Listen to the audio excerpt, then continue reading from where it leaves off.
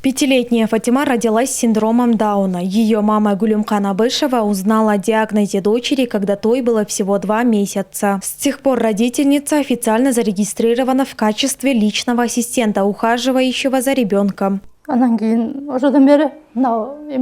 После лечения дочка начала ходить. Она все понимает, но сама говорить пока не может. Говорит совсем мало.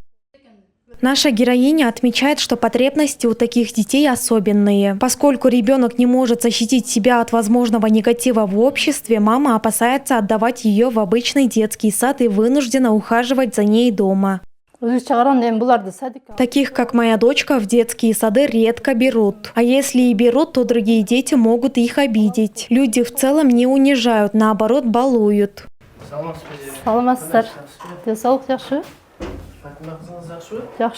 Каждые 3 месяца социальные работники города Ош проверяют условия проживания семьи, где есть особенный ребенок, и контролируют работу личных ассистентов. Отметим, что в настоящее время в Ошской области более 720 личных ассистентов ухаживают за особыми детьми. У нас 4 социальных работника. Мы разделены по айыльным аймакам. Есть личные ассистенты. Мы стараемся помогать не только документально, но и в праздники дарим детям подарки, поднимаем им настроение.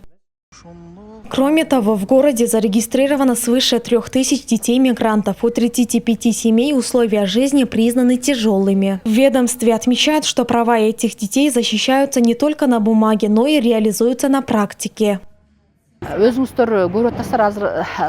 Большинство людей не всегда официально оформляют документы на опеку родственника. Мы стараемся проводить разъяснительную работу в школах и муниципальных управлениях, но люди все равно пока не придают этому должного значения.